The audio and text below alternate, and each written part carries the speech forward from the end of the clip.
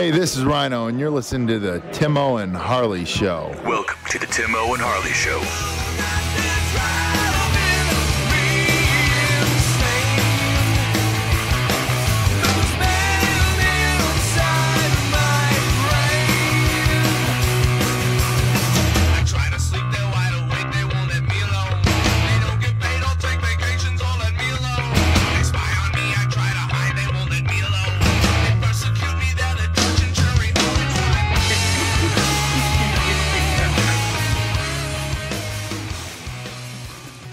Thank you for listening to the Timo and Harley Show. I am Timo. Over there is my partner in mindcrime, Mr. Ben Harley. Say hello, Harley.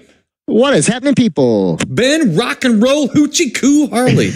I love me some rock and roll hoochie coo. How you doing, Timo? Not too Rick bad. Derringer. Yeah, absolutely. Yep.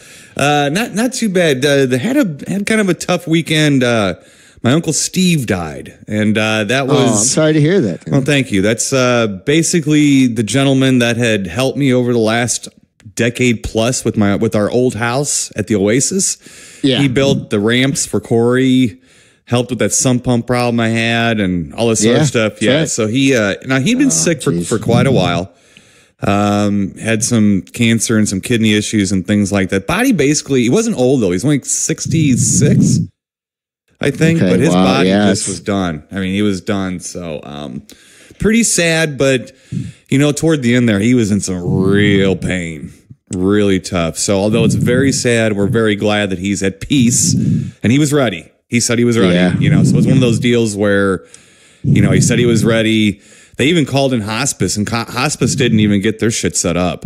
He was gone. Yeah. He was gone. He just let go. He was gone. So, very, sympathy to my Aunt Patty and Brian and Blake, my cousins, and all that. So it was a tough weekend, but it was, like I said, it wasn't, sometimes those things, Harley, a little bit harder, like when it's like an accident, someone's just gone and it's like not their time. This was Steve's time. So, wow. Yeah. Sad. That's sad. Yeah. But, God bless him and you guys too, Tim. Thank you. Stuff. Yeah. So, sad. Yeah. So and amazingly enough, I did get some things watched, Mr. Ben Harley, beyond that.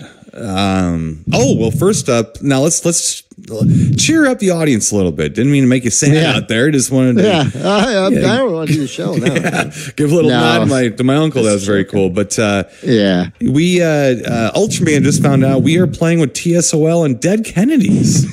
Yes, sir. We can't get kicked off this show. The guitar player owns the bar.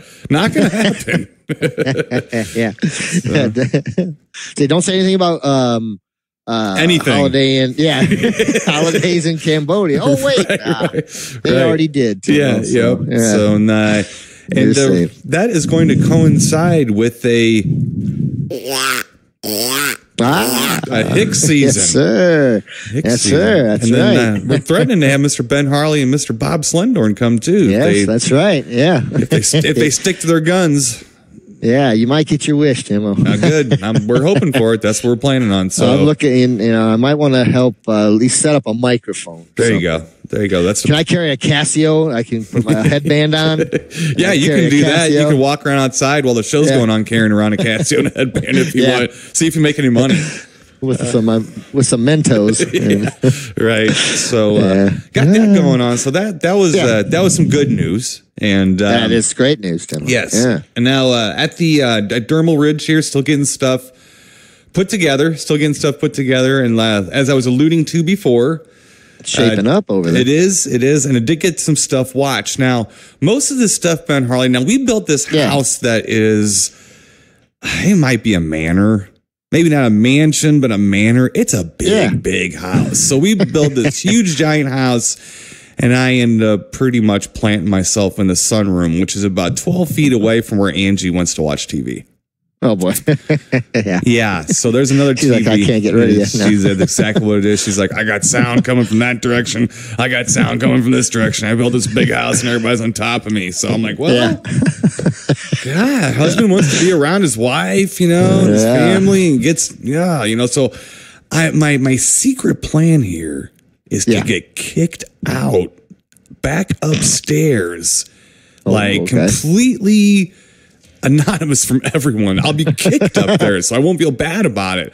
I mean, look, I tried to hang out with you. You kicked me out. Yeah. Banished. Right. Yeah. My reverse psychology, Ben Harley. So, yeah. So did get some stuff watched here. I'm going to go through it as quick as I can. Let's see here. I'm just going to go right down the line here. First up, there was a movie that came out about a year ago with Michael Fassbender in it. You know, Michael Fassbender is the guy, you know, that is the guy that plays the cyborg in the new Alien movies. He's basically the star. He's a star of the new Alien movies.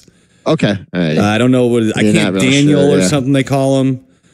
He played Magneto in the X-Men movies and stuff like that. Yeah, so he's in Prometheus. Yes, he's in Prometheus and he's in Covenant.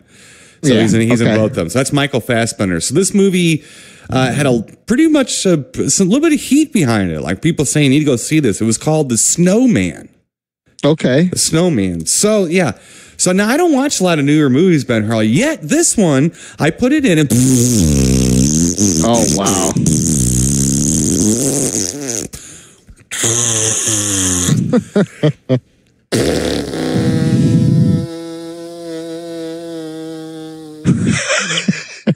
Yeah. Terrible. That's the only thing I wrote down. It was terrible. Bad, huh? It's fucking horrible. There's CG in it. It's a murder mystery, Ben Harley. Like a cop murder, like the old-fashioned serial killer murder mystery type movies. And the CG is bad in it. Now, I just said this is a serial killer cop murder movie, right? And I just also said the CG is bad. What the fuck is there CG? But there's cars and helicopters, and it's clearly, you know what it looks like? What's Escape from LA. Asylum? No, Escape from LA. Oh. Okay, not that bad. Not that bad, but we are 25 years later, some bullshit. Right, yeah. And it's oh my God. Yeah, it's terrible, man. This is a bad movie. Talk about disappointed. It's so bad I snuck it in a stack of movies for DVD Bob. I didn't want to keep the piece of shit and get tricked into watching it again. So I'm getting rid of it. Bad. Really bad. I highly recommend stepping on a copy of it if you see it. It's bad. Don't even bother. Don't bother. It's terrible. Wow. Yeah, really bad. Even Angio didn't like it, and she loves those kinds of movies. And bad. So, that's a drag. Went on a spaghetti western freak out. Oh, okay. Yeah.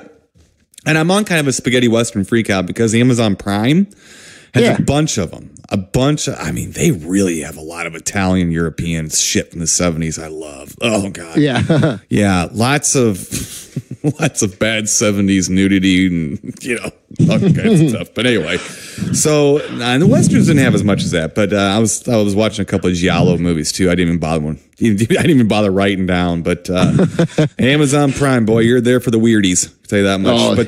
You got that right. Yep. So first up, I watched Manaha, A Man Called Blade.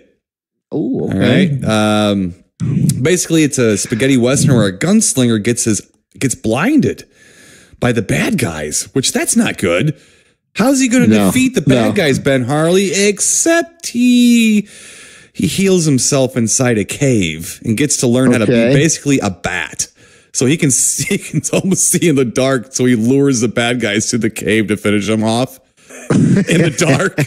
In the dark. Yeah. Where he only. Yeah. So that was pretty interesting. It was okay. It was kind of not a great movie, but that was an interesting little ploy. Kind of a cool thing to happen. Also watched The Grand Duel, or just called Grand Duel. Now that's from '72, starring my boy Lee Van Cleef. Ooh, there you go. That was good. I know you like that. Yes, very derivative spaghetti western. You've seen all this shit 100 times, but it's good. It's really good, though. It's still really good. Let's see here. Also on Amazon Prime, Ben Harley from 1982 watched a movie called Trick or Treats.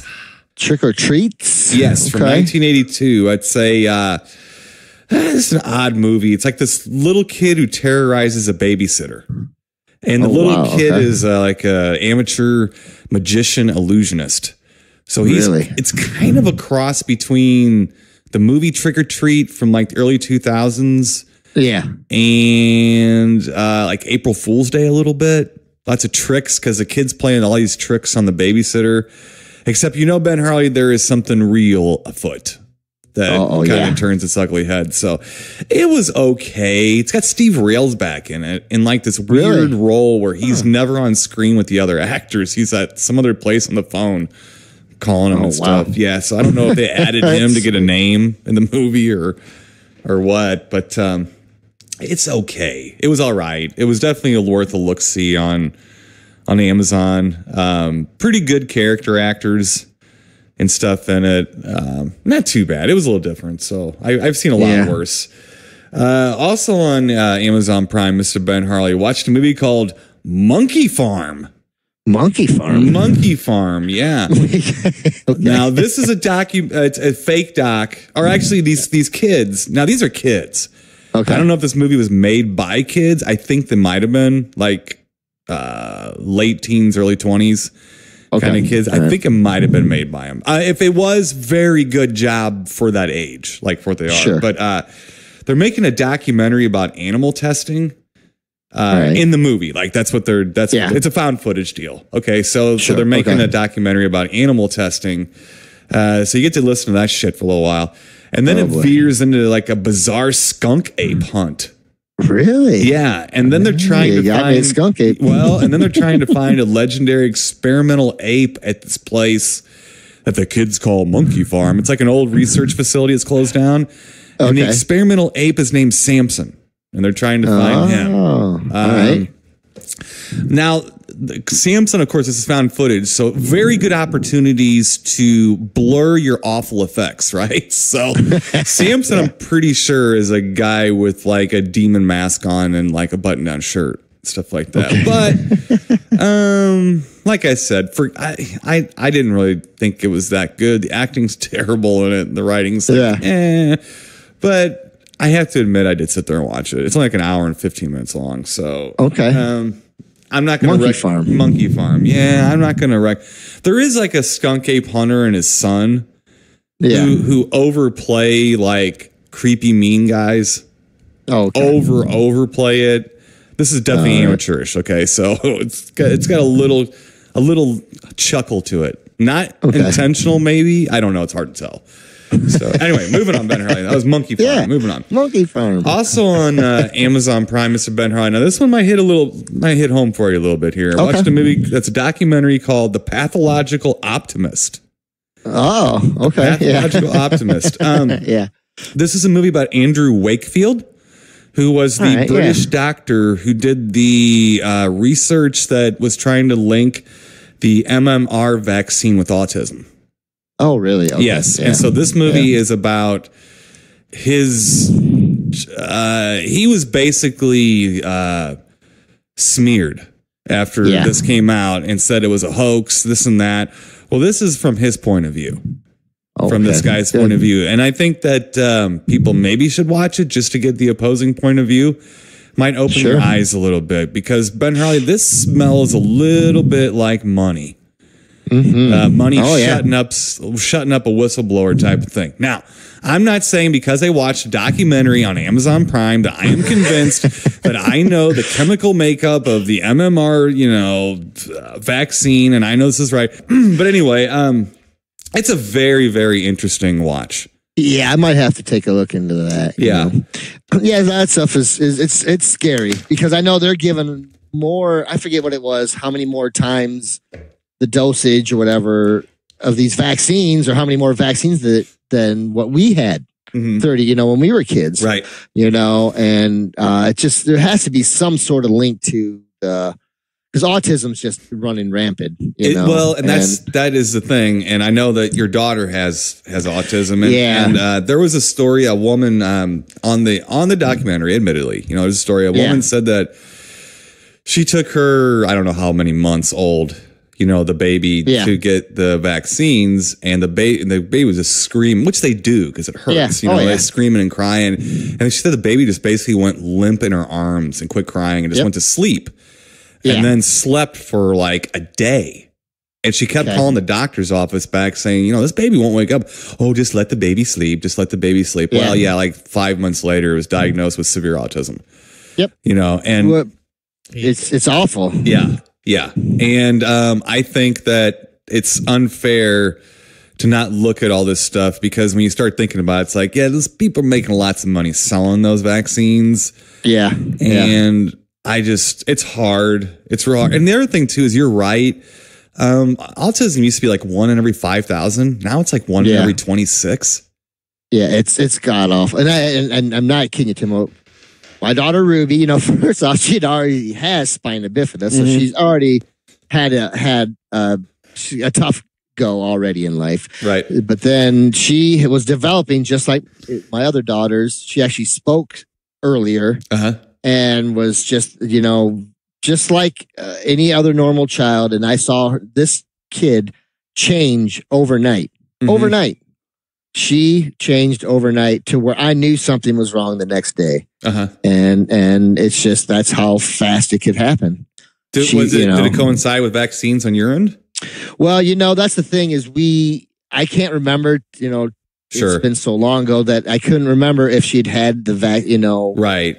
And because she was about 18 months old, maybe a little older, and I remember the day she, where we were the day before. We were actually at our hospital for it was actually a party for kids who had been in the NICU, and she had been in there for the spina bifida, because she had to have surgery the same day she was born. And then, the next day, I remember getting down on the floor with her, and she was not there. She was not the same kid. Right. She was completely different, blank slate. And it's awful. Then she lost her speech, and then it's an awful thing, because even though the spina bifida that she has is it's terrible. She's wheelchair bound. You know how it is. Yeah. But like the autism, and we could see it slowly get worse and worse to where it was awful. She couldn't go. We couldn't really even take her anywhere without her having meltdowns. And then from that point on, she's gotten much better, but still it's almost her worst affliction, because it's robbed her of so many things. Right. And she's about 3 or 4 years old, and she's actually 12. She's almost 13. But mentally, she's right at about 4 years old. Well, you mean socially? Socially, mentally, she does not. It's like she's still like my baby. She is. She's still. Yeah. Do you think she's smarter in there? I think so. The other day, Timo, believe it or not, I'll keep this short, but the kid, I've told you this, I think, before, where she watches her iPad. She watches a lot of her shows in different languages. And the other day, I went through about 10 or 11 words, and I'd say, Ruby, how do you say such and such in Spanish? And she'd answer me. She knows more Spanish than I do. Oh, wow. And she doesn't, she's verbal, Timo. You've heard her. Yeah. But she can't conversate with Ruby. Right. You can't say, hey, Ruby, how you doing today? Right. Doesn't make any sense. She does not, you know what I mean? Right. But she'll repeat most anything. Say the kid can read anything and can spell anything, but's never been taught to read or write. Right. Or, you know what I mean? She can't write out anything. She just doesn't have the motor skills. Right. And that's all from the autism. Yeah. It's all from the autism. Yeah. So it's a scary, scary thing. It's horrible. Well, and I think horrible. That I laugh at it because I can, right. And because we deal with it every day. And the kid, I love the kid, and she's a trooper, but I feel like she's lost inside there sometimes, and we don't know all that she's capable of doing. You know what I mean? Right. And we find out later on. Well, she was spelling words, large words, by the time she was like 2.5, 3 years old. Yeah, she was spelling large, like Grouchland. Well, I just think, for me, when it comes to anything that is a debate, I mentioned, global warming, you got taxes. Anything that people argue, healthcare, anything. It's like, ask the next question instead of arguing over the first one. I always feel like, okay, so maybe it's not the MMR vaccine, but it's the MMR vaccine in cahoots with another environmental stress or something that needs to be found out. And maybe it's something else. But the fact that we have that much more autism going on, is anybody like, so instead of like you taking time and resources to try to investigate this or look any further. Let's just throw this guy out of the fucking medical community. Yeah, for just seeing something. Yeah. He just saw something. The guy. This is a joyless machine of a man. Believe me. Yeah. I mean, this guy is not the kind of guy you want to hang out with and drink beer with. Okay, although he does drink beer he drinks a lot of beer he's probably fucking so depressed because he's getting railroaded. But the thing is that like what's interesting is during all of his court hearings and stuff, he has these mobs of parents and stuff cheering him on. Yep. So so the only people that are after him are basically the company selling the drug. That starts to give you some pause. It starts to make you look and go, wait a minute, So it's just he actually did the documentary Vaxxed, VAXXED. Okay. So while this person was making a documentary about this Andrew Wakefield, he was producing a documentary called Vaxxed on his own. And that is also on Amazon Prime. I have not watched that yet. Okay. Yeah. So anyway, but if you're interested in it, stuff, I think it's just to open your eyes to it. I'm not saying that you should be convinced not to give your kids. And the thing that he said is, I think it was measles or something was one of the vaccinations. And he said it wasn't the single vaccination. It was the cocktail. It was the cocktail combination. Yeah, exactly. So he was telling parents, no, get your kids vaccinated for sure. Just not this cocktail. And I don't think he even said he knew for sure. He just said there could be a link. That's all he had to say. Yeah. And then everybody came down on him. Everybody. And then, but like a hammer. Yeah. But anyway, very interesting. Well, thanks for bringing it up, Tim. And thanks for listening. Because it's something we deal with every day. Right. And we do every day. And Ruby deals with it more than us. You know what I mean? But we have to watch what we do and what we say and certain things. And I feel bad for the people who's, it's terrible. It's robbed her. It's robbed my child of being a normal kid. Well, I'm around it a lot too, thanks to Corey and being in his group home and stuff. Yep. But there is an interesting thing. How many old people with autism do you see? Not many. Anyway, so it's called The Pathological Optimist. So, let's see. Let's move on, Mr. Ben Harley. Let's see. Watched another movie on Amazon Prime called Who Done It? Who Done It? Starring these two guys. I don't know if you've ever heard of these guys or not. Their names are Abbott and Costello. Yeah. Well, no. I don't think so. Very good. Very good. This is these two guys they're soda jerks, believe it or not, and they want to be mystery radio. They want to be radio mystery guys, like the radio shows, right, for the radio mystery programs or whatever. So they end up at one, watching one being filmed, and there was an actual murder there. So they think, of course, in their infinite wisdom, if they solve the murder on their own, then they could get a job being radio hosts. That's a solid plan right there. Exactly. Yeah, perfect. So not too bad. It was okay. Watched it, and just your typical Abbott Costello stuff. So not too bad. So Good. I told you about last week. Watched In Cold Blood, the TV, the made-for-TV version. So me and Angio watched the 1967 Richard Brooks version, the actual classic film with Robert Blake and Scott Wilson. Now here's the thing about this. Now, I don't know if I've actually done this or not, like on the show, or even talking to someone. But I had convinced myself, and it had been a little while since I had seen this movie. Of course, I knew Robert Blake and Scott Wilson were in it. I had convinced myself over the years, for some reason, somehow, that Henry Fonda played Alvin Dewey, the marshal, the U.S. Marshal, whoever it was that comes and does the investigating of the murder. It was John Forsythe. Was it? But man, if you want to see John Forsythe look a lot like Henry Fonda, and you may it turned out because I kept thinking that was Henry Fonda. I don't know why I thought that, but man, when you watch it, it's like Forsythe's got a Henry Fonda thing going on in this movie. So he did, if I did indeed say that on the show, I was incorrect. I apologize. And Ben Harley, ding ding ding ding, fake news alert! I have poisoned the well with my fake news. If I ever said it, it is John Forsythe. Fake news alerts, so not Henry Fonda. Fake news. Yes. What a brilliant film, though. What a brilliant film of a horrible, horrible murder that took place in Kansas there. So, but anyway, great film.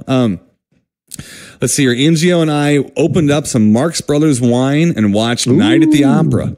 Oh, did you? Okay. Yeah. Did you enjoy it? Oh my God, did I enjoy? I love the Marx Brothers. You know that. Yeah. See, the only thing to really comment on is this is the film where Groucho plays the character of Otis B. Driftwood.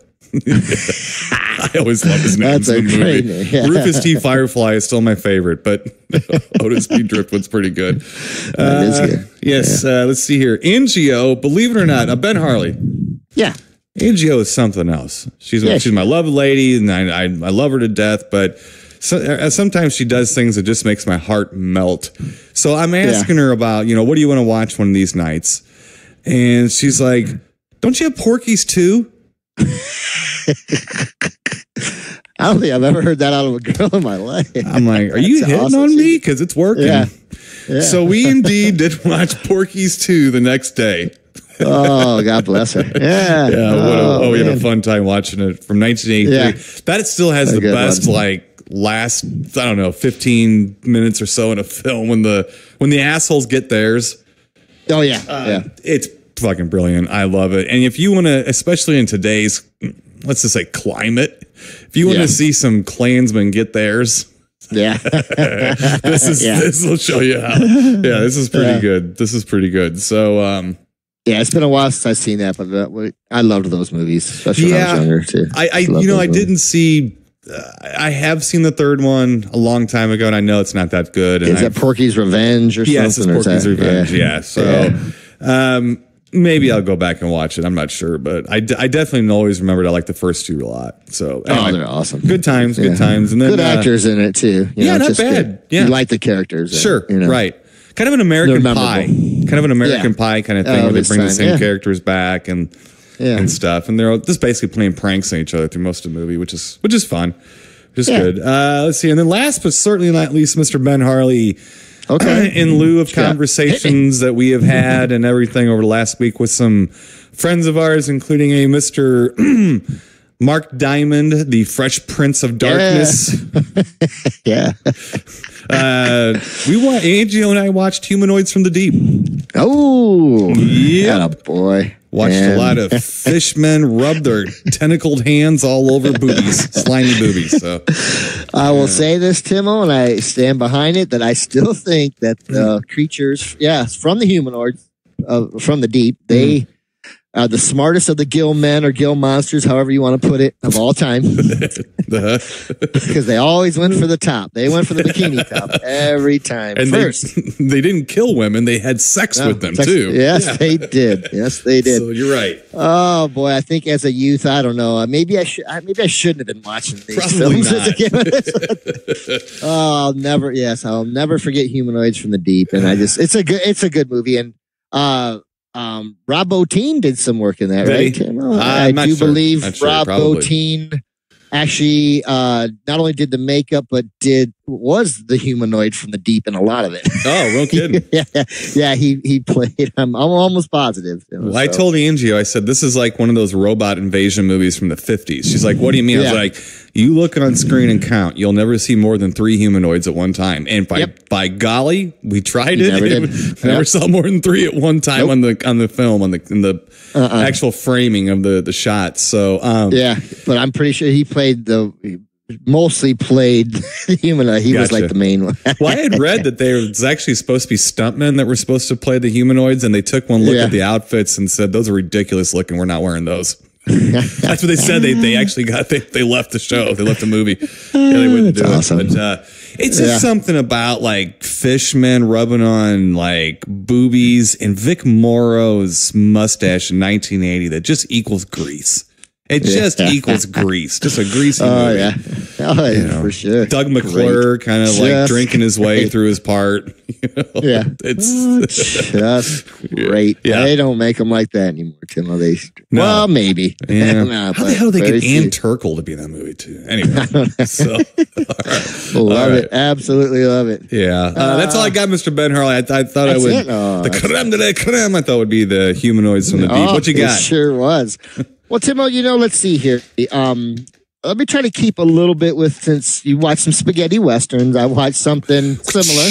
Yep. Yeah.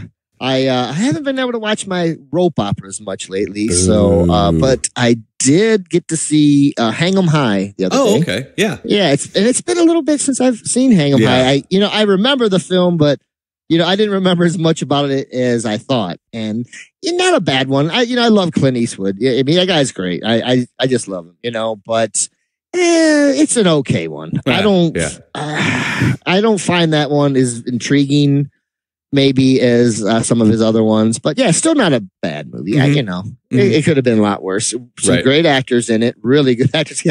You got Skipper's in it, Alan Hale. Yeah, he doesn't have a huge role, but just some good stuff. I think that was when Eastwood was doing there weren't spaghetti westerns, but they looked like the spaghetti westerns. They were the American ones that, I think Don Siegel did some, and he directed some of them too, if I'm not mistaken. So, but they're still pretty good. They're still pretty good. Yeah.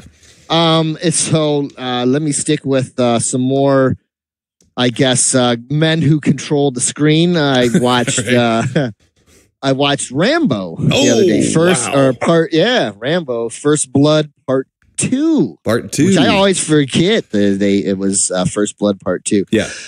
It was funny because when I started watching, Rambo 3 was on. I just caught the end of that. And then they showed Rambo 2. So I thought, hopefully they're going to go back to First Blood. No, they didn't. So I did watch Rambo. I have not seen Rambo in its entirety in a long time. Yeah, it's been a long time. Yeah. No, we've watched and talked about First Blood here. I love First Blood. Yeah, I do too.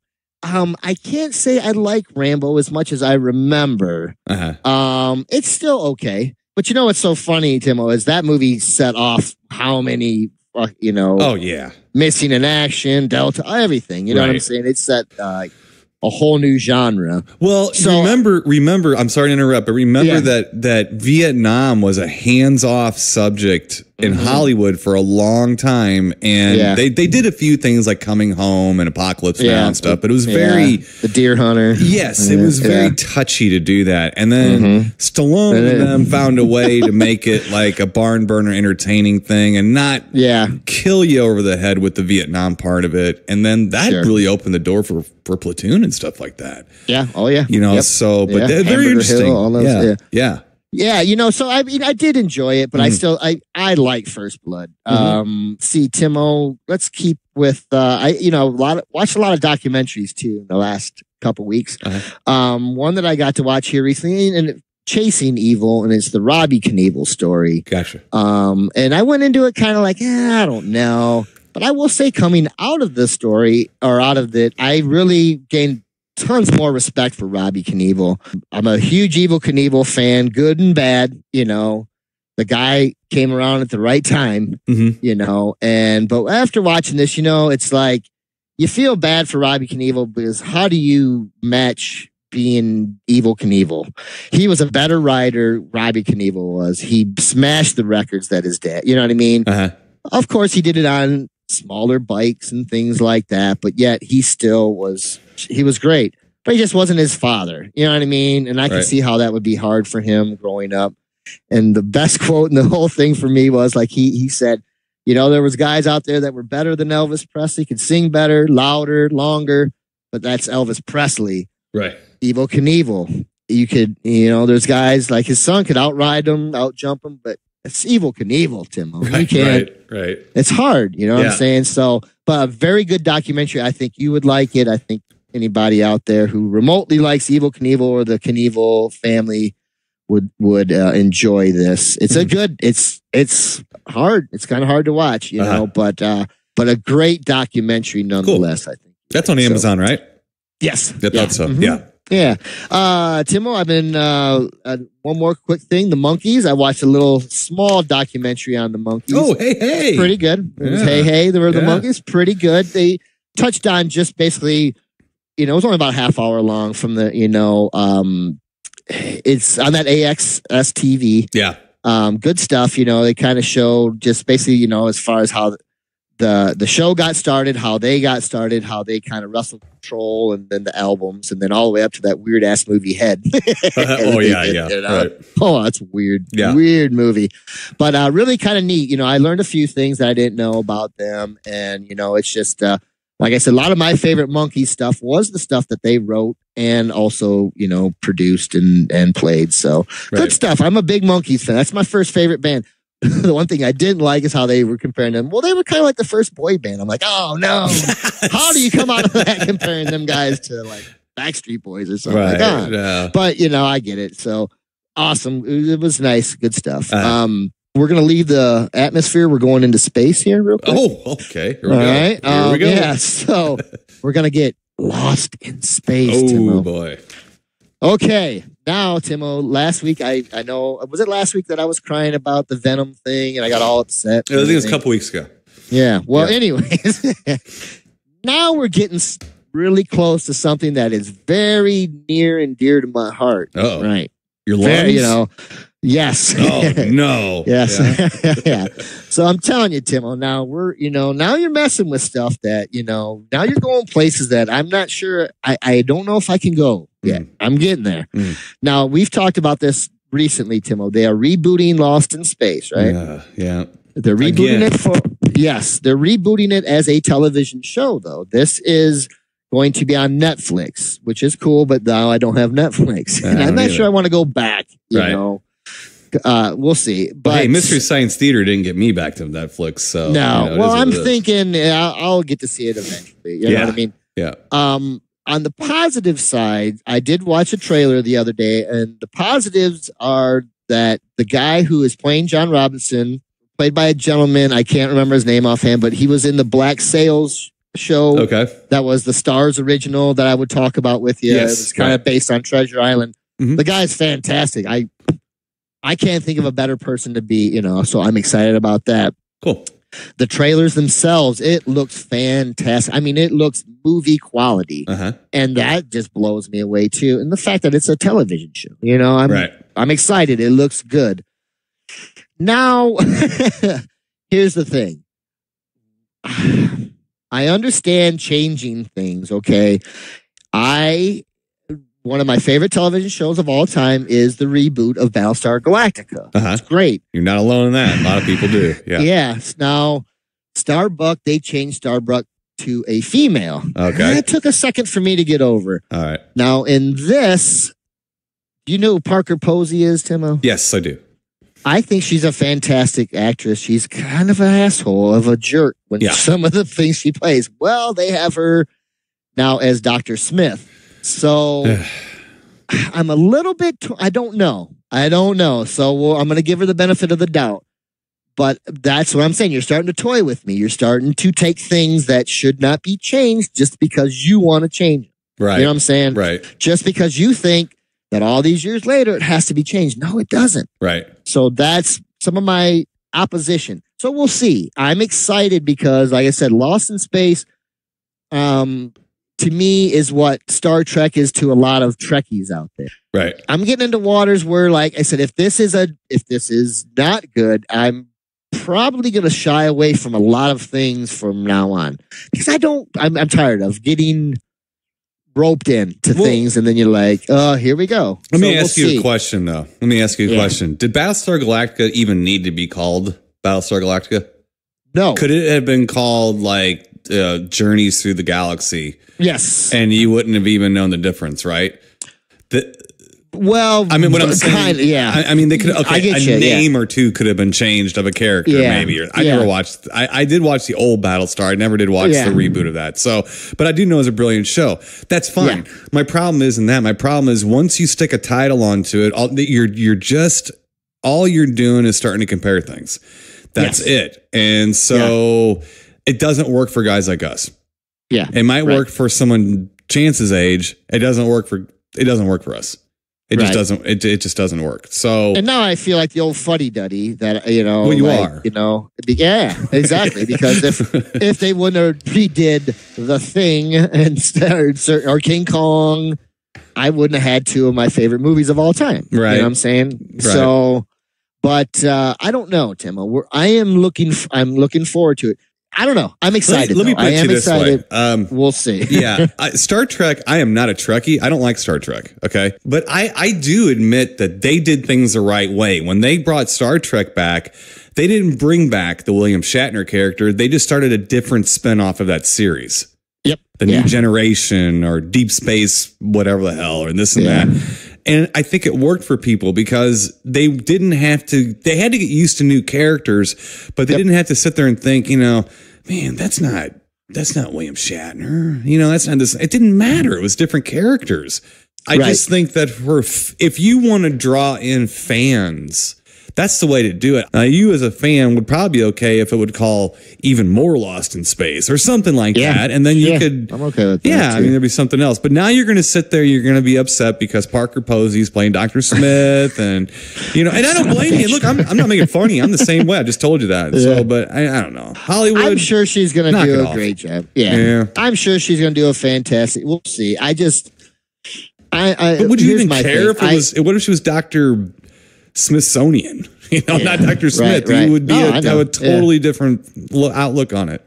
True. I'm just, my thing is, and I get butthurt because I'm all like these. Like I said, these characters are near and dear to my heart, and I just don't like to. It's like I don't like to see change just for change's sake, just because and that's my problem with the Marvel and their suits. We'll go back to that.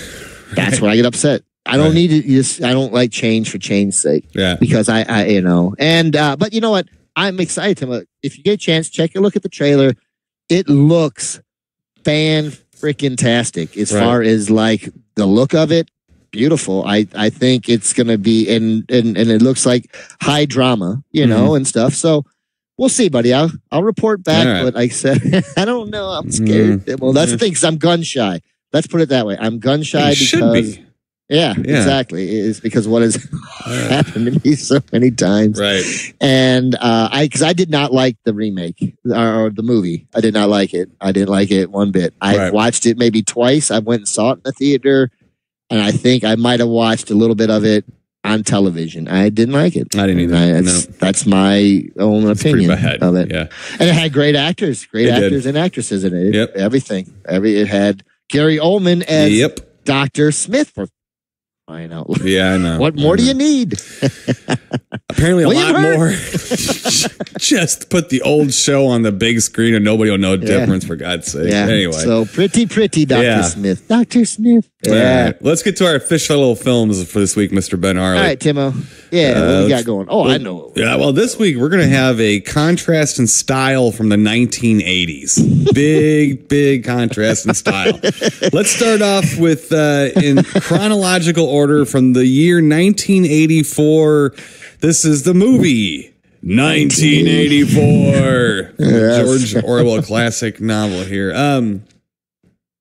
Got quite a long storyline here, so let me get movie guy out, sit back, let me see if I can, or if movie guy can get through this in short order. Let's see here. All right. Yes. Storyline for 1984. Here we go.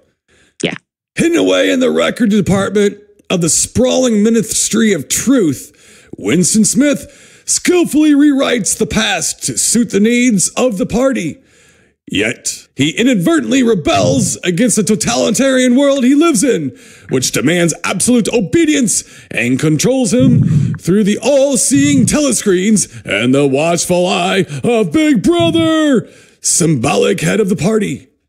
In his longing for truth and liberty, Smith begins a secret love affair with fellow worker Julia, but soon discovers the true price of freedom is betrayal. Newspeak, Doublethink, Big Brother, and The Thought Police. George Orwell's famous novel coined new and potent words of warning for us all. All right, so there we go. Wow, that's a little. This movie explained a little to me. Okay. This movie is, it is a bleak look at a possible totalitarian future. And here's what's really funny. Let's just cut through the BS right now. What's so funny is I was sitting there watching this going, everybody on the right grabs onto this damn thing as their warning, and everybody on the left grabs onto this damn thing as a warning. You don't want them guys taking over. And when in reality, when you look at it, it's completely suited for a gentleman like myself who proudly sits on the fence and it's kind of in the middle. We don't want anybody taking over completely because this is what it looks like. Yep. This is what it looks like. So if you fight for the death of some political party, this is what your shit's going to look like no matter what. It's because it is. It's just going to, that's it. It's totalitarianism. And, it's a very, it's a strikingly haunting story. Awful. Yes. But always remember, we can only get to this place if we allow it. Exactly. Yeah. I've seen this movie quite a few times. Richard Burton, this was his last film. He was actually basically dying on set. He had a real hard time getting through some of his scenes and things. But unfortunately, I made the bad joke to Angio where I was like, it's kind of funny because John Hurt looks like he's dying way more than Richard Burton does in this movie. But in fairness, John Hurt has been looking like he was dying since the 1960s. Since the Alien came before out. That, man. He was dying exactly. a long time before that, too. So what'd you think, Ben Harley? You know, Timo, believe it or not, well, you probably believe it. This is the first time I've seen this movie. Oh, okay. I was 14 in 1984. And what I found fascinating, too, I read a little bit, stuff like they filmed a lot of this on the dates, like when he's putting in his journal, April 4th. It actually was April 4th, 1984, which I found really compelling. I thought was just great, I've known about this for a long time, you know what I mean? I know about the book a little bit. I never read the book, but, I just know a little bit, about Big Brother and stuff like that. Right. So going into this, I kind of knew what I was getting into. But I will say it did start a little slow. For me. But there was kind of a point in this film where it turned on its ear for me. Not that it got any less bleak or anything or any better. But I think Richard Burton got better as, too, during the film. Like there's a couple parts with him that are just absolutely just with words creepiness. Right, you know what I mean? Yeah, this movie just makes you it's to me, this is true evil, right? This film, and I was trying to think, going into this, well, how much horror is this? No, this is the most horrifying movie you might almost ever see, as far as if something was to really come to life, right? That to me, the most horrible thing in the world is when people, especially using power, control people, and we're all controlled at some point without us knowing. And I just think, in my heart of hearts, I think, first off, it's just, to me, it's evil, but yet, how have we come from learning to make fire and things like we just talked about earlier, to now what we do with thought control and things like that? And if you don't think that this stuff is actually happening, then you're blind completely. I don't want to think about it. That's the power that look, the government doesn't want you to know. When they're taking it. I mean, they're afraid of you. That's why they're afraid of all of us. Yeah. And I've often thought and laughed to myself thinking, it's hard to run a government, Tim. I know it's not easy. Right. But I just, like you said, they don't want you knowing these things. They don't want, the way I think about it, a working population is a quiet population. You know what I'm saying? Yeah. And what was scary for me in this film, just the two words, what is it? No, three words. Freedom is slavery. Mm-hmm. Freedom is slavery. Stop and think about that for a minute. Mm-hmm. It's awful because that's what they, now freedom, we living in America, we've always beat our chest. We're free and stuff like that. We are for the most part, but yet just to think that people out there thought like that. Right. Freedom is slavery. And there are still people out there and they hide behind other things. It freaks me out. Right. And I thought there's just certain parts in this movie. And when they finally ask him, how many fingers am I holding up? And when he's holding up, you can't, it's supposed to be 3 or whatever, but it looks like 4 almost. Mm-hmm. But the whole thing is whatever you say. Right. Whatever you say, how many fingers I hold, whatever you say, now you're learning. Right. Awful. Yeah. It scares me to death almost more than a killer clown from outer space. Yeah. Okay, Well, it scares me much more. Yeah. Well, you know, and I think when he wrote this, he had, and I read this somewhere, he had said that this was like post-Nazi. So that's like the far right. But then he said after the book came out, then you had communism, which is the far left. And he said, insert your fear there. It's really doesn't matter either way. When you put all your trust in the government, this is what scares me about the political climate. It's not that people disagree with me. Right. Or that I might agree with someone else. It's the fact that you will just sit there and lose friends and stuff if they vote for someone. These people are all flawed people. Yep. And both of the political mindsets are flawed in certain ways. They are. Yep. That's why we're a pendulum. And people like need to calm down because it's like, look, we're going to have people that are for the left and right over the years. In your lifetime, when has a pendulum not swung back and forth between a quote Republican and Democrat? It always does. It's supposed to. Yep. So that everybody gets their say, everybody gets a turn, everybody gets to try something new. And when something works pretty well, then the other side usually still demonizes it. But at least you got it going, you know. It's just like, I don't know. But so this thing to me is a bit of a cautionary tale, but we should all use it as a cautionary tale and look in a mirror more too, as well as the other side, because people tend to become experts on their enemies in politics and have no fucking idea what their side is truly doing. Right. And I see that across the board, to be honest with you. And the thing is this movie, I think, is more of a cautionary tale against that. You put all your eggs in one basket, because what did I just say? How did we get there? Yeah. Because people have to let that happen. They have to allow that to happen. And I'll tell you one thing, watching it is totally North Korea. Yeah. The world in 1984 is totally North. And I don't mean the saber rattling, whatever stereotypes. I have for years been obsessed with what life is like in North Korea, not because of the politics of it as much as the curiosity. Yeah. Like, what is it? I mean, that's a cut off civilization. So if you read any book, see any documentary where people smuggle the cameras in and stuff, you see a lot of that with the television screen and our glorious leader, you know, and stuff like that. It's all about the military. It's all about fighting the enemy and keeping people working, busy bees, keeping people working and keeping them pretty much starving. So that every time you throw them a piece of bread, you look like a wonderful person.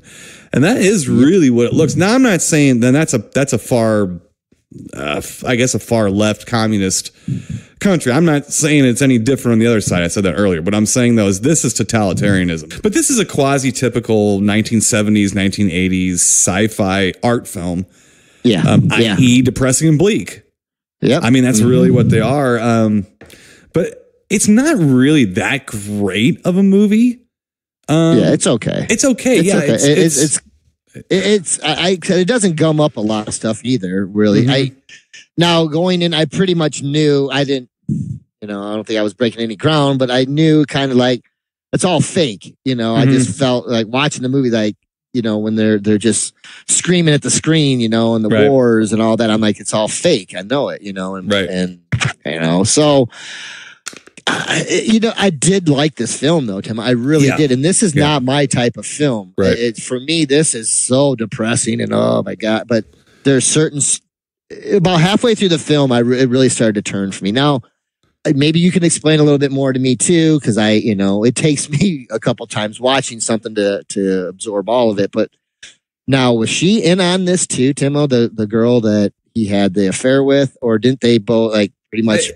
They both got caught and they both squealed. That's what I thought. That's just it. I mean, Angio was having a little problem following us too, and I said, look, he's a shrill for the government. He's a guy that's changing history. He's changing the news. He's creating the news, basically, or the historical news and stuff, and he's working for the government.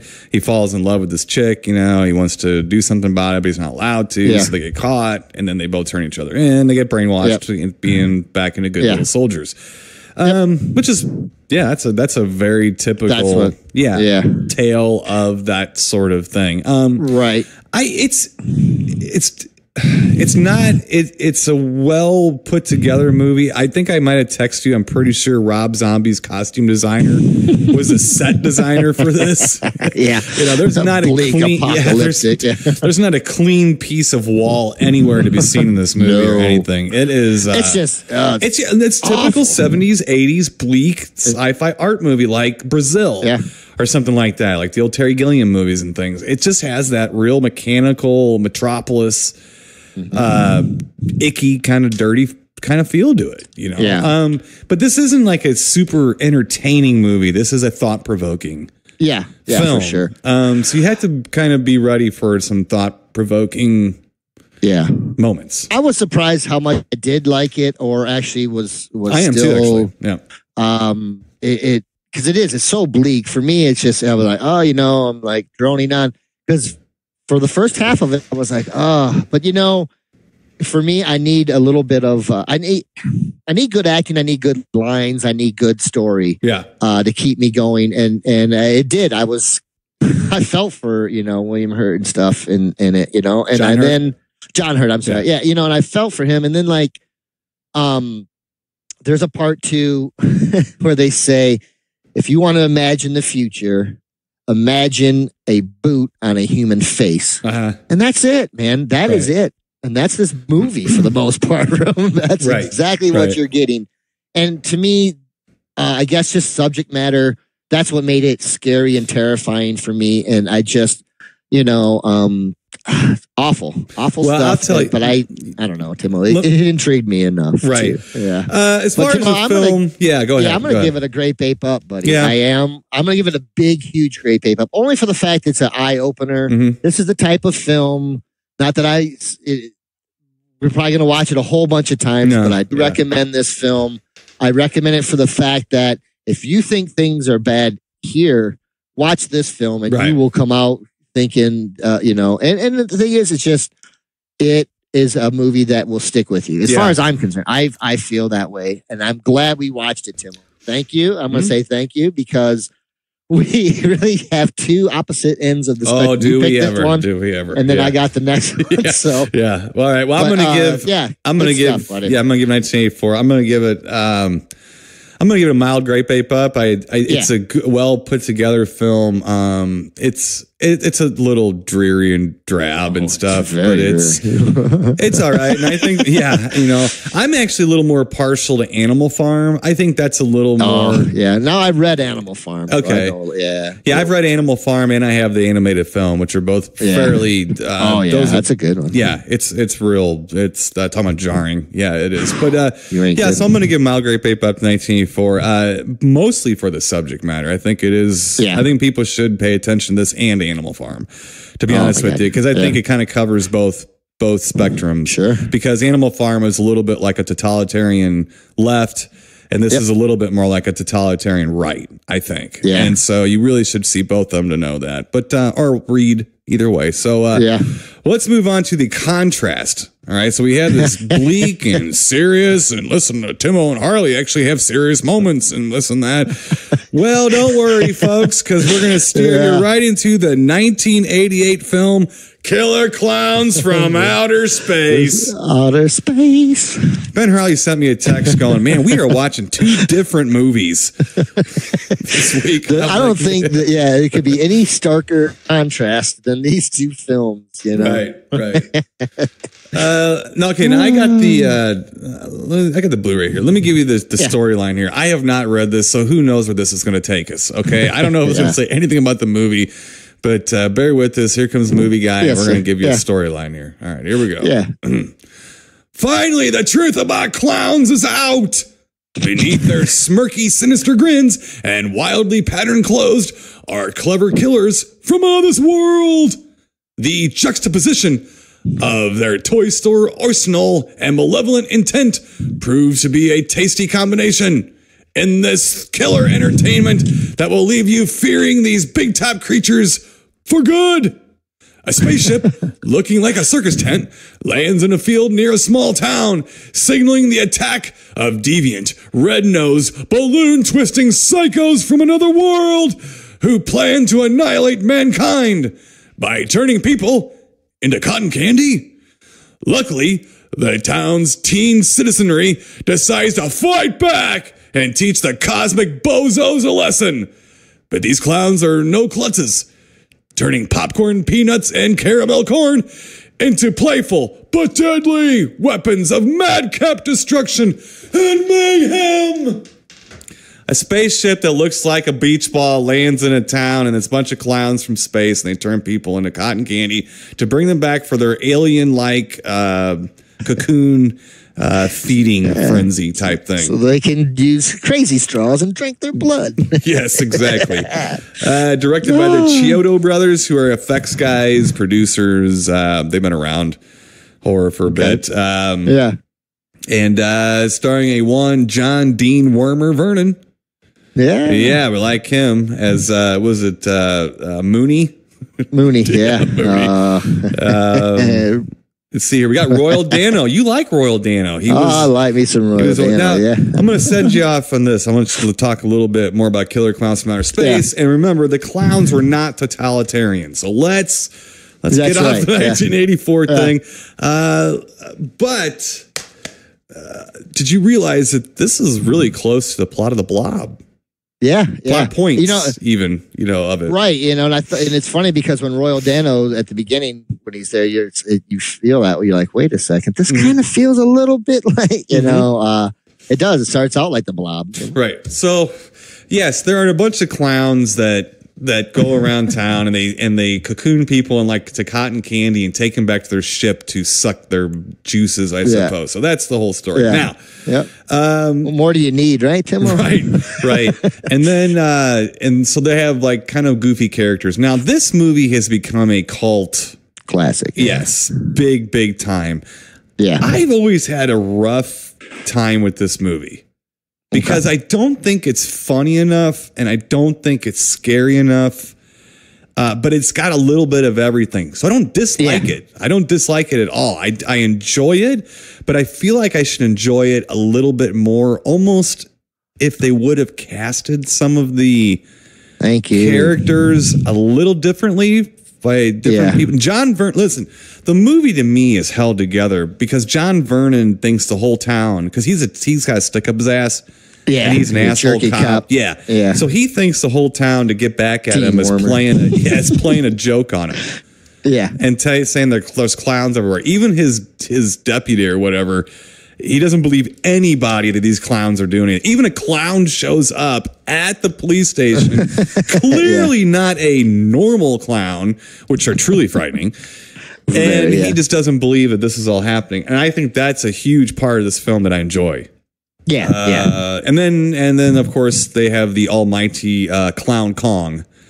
Toward the end, because they have a giant clown also that's running around. And the only way to destroy the clowns is to shoot them in the nose. Pop their nose. Their nose. Yeah. What do you think, Harley? Well, coming back to this, I know you've seen this a couple times. Yeah. I really like this movie, Timo. I love it. The soundtrack, the band The Dickies do the song Killer Clowns. Is that the Dickies? Yeah. I didn't even know that. I was listening. I didn't pay too close. Actually, me and Angio and Chance and Corey all watched it. We were in the sunroom and we all watched it as a family together. Yeah. Even Shay watched it. That's great. Yeah. Nice. Yeah. Nice. She didn't like it a whole lot. She had a lot of critiquing to do about it. Yeah. I bet. But no, the music, it did. I think Chance liked the music too. Yeah. They actually put out an album, Killer Clowns from Outer Space. It has a couple really good songs. I like Monster Island on it and stuff. Good stuff. But yeah, I liked this movie. I liked it back when it came out. And now watching it, it's for the first time I've watched this in a little while. You know, I see it every so many years. Sure. You know, I will say it hasn't held up so much for me. And a lot of it, like you were saying, I just don't. There's 3 actors in this film that I just don't like, and it's one of the main characters, the boyfriend of the girl, and the 2 Scarboni brothers or Malachi brothers or whatever, those guys in the ice cream truck. Those 3 are a little too much over the top. Yes. Now, if they would have had a couple guys that tried to act a little more serious, I know this isn't a serious film. Right. I know it. But I just think their acting in it does not, maybe it was a little bit better, I guess, in the 80s, but now it just is awful. It doesn't hold up. Okay. You know, I guess that's where I'm getting. Yeah. But I do still love this movie. There are some really cool parts.